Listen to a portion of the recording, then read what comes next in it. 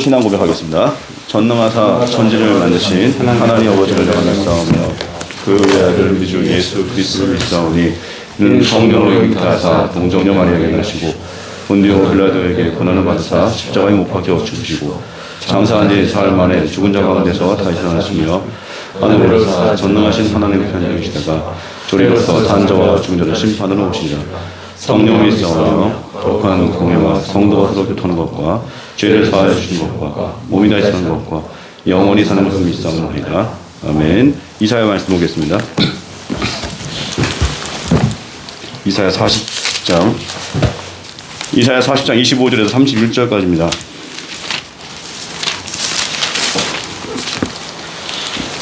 이사야 40장 25절에서 31절까지 교독하겠습니다. 거룩하신 이가 이르시되 그러짖은 너희가 나를 누구에게 비교하여 나를 그와 동등하게 하겠느냐 하시니라. 너희는 눈을 높이 들어 누가 이 모든 것을 청구하였나 보라.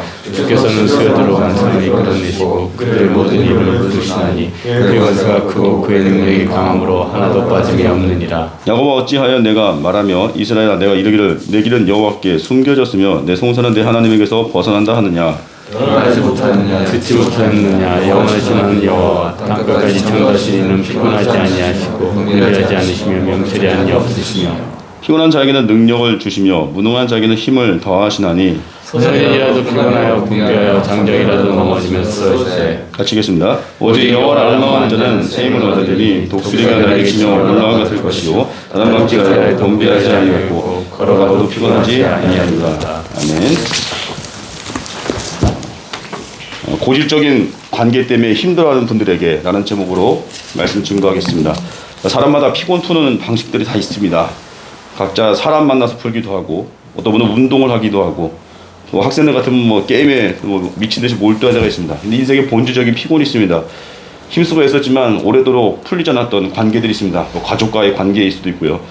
또 어떤 사람은 직장 상관과의 관계일 수도 있고 정말 많은 그 시험 때문에 오래도록 인내하신 분들이 있습니다. 오늘 말씀이 바로 그분들에게 새 힘을 주리라 확신합니다.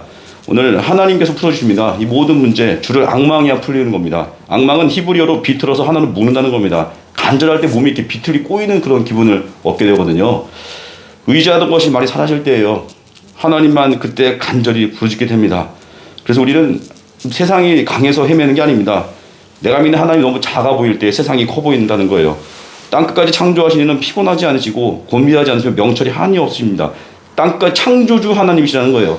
우리 힘들 때 자꾸 그 문제 분석하는 게 아니라 크신 하나님 묵상하는 것이 바로 앙망하는 겁니다. 앙망할 때 우리에게 새 힘을 주십니다. 이사야 40장 31절 오직 여호와를 앙망하는 자는 새 힘을 얻으리니 앙망할 때 우리에게 힘을 준다는 거예요. 근데 여기 보니까 독수리가 날개치며 올라간 같을 것이요 다른 박쥐라 해도 곤비하지 아니하게 걸어가도 피곤하지 아니하니로다. 보통은 이렇게 작은 것에서 큰 것으로 이렇게 발전해 가는데 이 말씀은 참 영적 성장을 말하는 것 같습니다. 이 말씀 반대예요. 날아가는 게 먼저예요. 그 다음은 또 달린대요. 또 마지막은 걷는데요. 날다가 달리다 걷는데요. 이거는 자세히 설명할 거 없지만 그 케타 베이시스라는 표현법인데 음악의 데크레센도 같은 거예요. 강하게 연주하다가 여려지는 거. 이게 바로 은혜 안의 성장의 단계예요. 처음에 첫 단계는 날아가는 거거든요. 견딜 수 없는 감동. 초신자 시절에. 그리고 또 이게 결혼 초에 날아가는 감동들. 날아다니는 거 뜨거 피곤하지 않습니다. 또 전도 초신자들 예수 믿고 막 전도합니다. 이 초창기 날아갈 때거든요. 그때 별로 안 피곤해요. 근데 두 번째 영적인 도약기입니다. 이때는 조금 속도가 낮아지는 것 같지만 그래도 달려갑니다. 그래서 나중대자가 먼저 되는 경험들을 해요. 등록하자마자 새벽기도 하고 선교도 가고 이건 날아올 때보다 은혜의 기간은 긴데 마지막 단계 3단계가 이제 성숙이에요. 걸음이에요. 이거는 멈추지 않는 거예요. 끝까지 간다는 거예요. 예수 믿다 보면 처음에 다 좋겠습니다. 관계도 처음에 좋다가 시들시들해질 때가 있고 그 관계가 힘들고 골마서 나중에는 관계로 인한 고질병들 풀리지 않는 관계 늘 만나도 자기 얼굴 쌩까버리는 사람들 외면하는 사람들 괴롭죠. 이때 어떻게 하겠습니까? 이때 낙심할 거예요? 좌절할 거예요? 끝까지 하나님 앙망하면서 기도로 상황을 이기는 거예요. 속상한 일이지만 견디는 거예요. 신학이란 발에 조건이나 구두를 맞추고 끝까지 신학 포기하지 않는 거 박진감도 없어 보이지만 계속 전진할 수 있는 거 이게 앙망이에요. 그래서 우리 반짝하다가 사라지는 거 아닙니다. 오늘 찬송가 부르진 않았지만 391장 후렴에 보면 메마른 땅을 종일 걸어가도 나 피곤치 아니하며 우리 종일 걷는데요. 근데 피곤치 아니해야 돼요. 왜냐하면 하나님이 함께 하시니까. 그래서 우리 가정이나 직장이나 이 고질적인 문제 때문에 힘들어하는 분들 오늘 이 말씀 묻고 다시 하나님 악망하기 원합니다. 아펜제로 선교사님이 1885년에 예배당 지었고요. 그게 인천의 내리교회입니다. 그 교회 담임하시던 목사님 이야기인데 여러 가지 핵심적으로 여러 가지 어려움이 있었습니다. 하지만 그때마다 주여 주여 악망하다가 결국 문제 풀렸다는 거예요.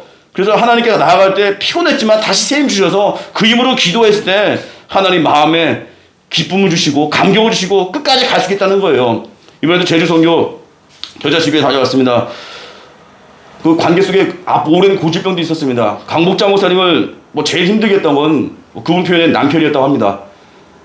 강복자 목사님 이름으로 대출도 받아가지고 신용불량자 만들고 이번에 성전 이전할 때에는 이혼 증서를 가져왔대요.